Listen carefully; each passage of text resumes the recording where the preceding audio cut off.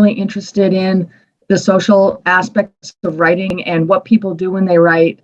Writing process, meaning writers' habits, and especially writing communities, and how the social aspects of how people interact with others when they write. So I'm really interested in things like writing groups, writing retreats, writing workshops.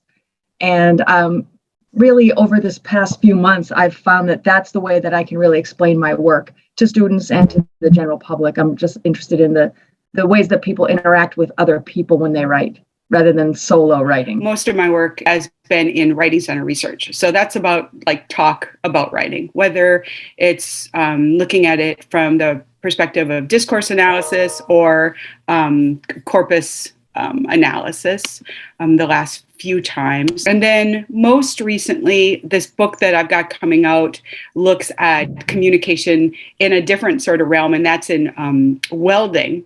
So the communication that goes on when you're learning embodied knowledge.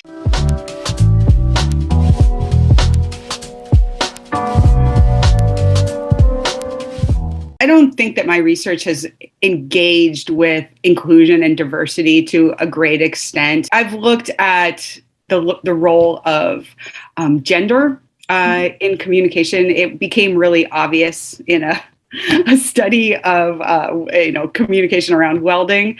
It became obvious again to me last night when I had my my first class of my last semester of my welding degree, and I was once again the only woman in the class, and I thought, oh man, I had been progressing. Like the last semester there were 3, and now I'm alone again. So it's a different dynamic when you're by yourself. So I think that gives me some sympathy for other people who have a different minority status.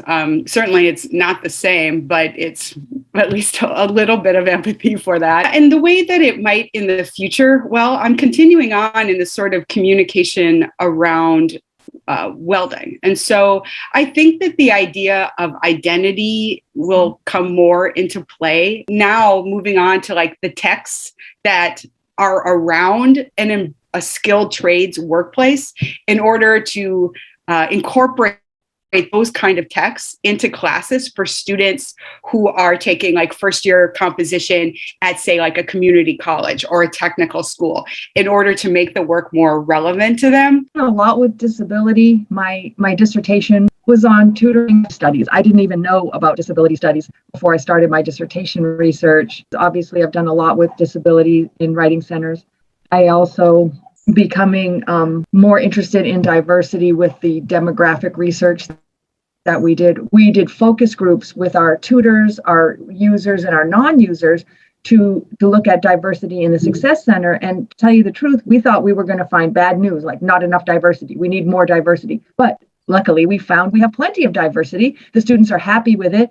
The students love coming into our Success Center and hearing different languages spoken, seeing people from all different countries, feeling like any kind of person is welcome there and has a place there. The one thing that we found was that people with anxiety are not included because they're just nervous to come in. One specifically said she's not going to walk into a place that she's not familiar with because of anxiety. And even you think, oh, online will be the solution, but no, people don't even want to go online with a stranger or into a situation where they don't know what the outcome is going to be like. I do have an article besides the book on writing centers and disability that I have with Daniels and her sister Doria, who also works at Stellenbosch University. So we talked about making the writing center inclusive for not only people with disabilities, but people with various language backgrounds and educational backgrounds.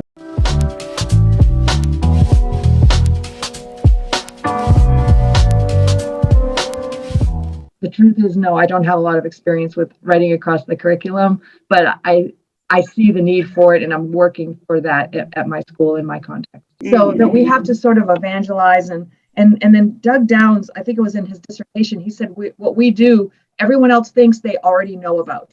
Everyone thinks they already know about writing, and that what are you doing saying that faculty need support on writing? They're faculty. They already know how to write. So. So we have to take on that evangelist, I guess, or advocate role. And the organization it can be supportive too. I mean, you get ideas, meet other people who are doing it.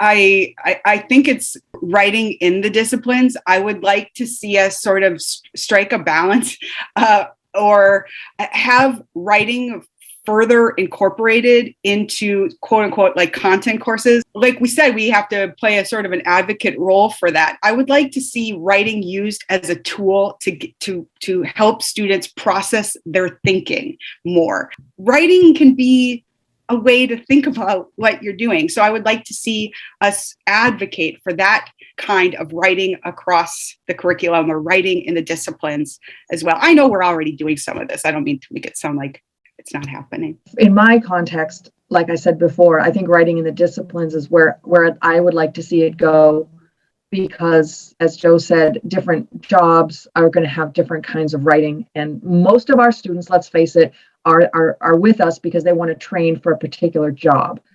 Although as an English professor, I see a lot of people who want to become creative writers, and there's a place for that too. So we shouldn't rule that out either. And I think the challenge for that a lot of times is like, okay, if we're offering courses in the English department, how do we have the expertise to be teaching the sort of writing that goes on in this particular discipline? Or can we teach these folks that writing is a process, that they can incorporate it to get students thinking in classes? And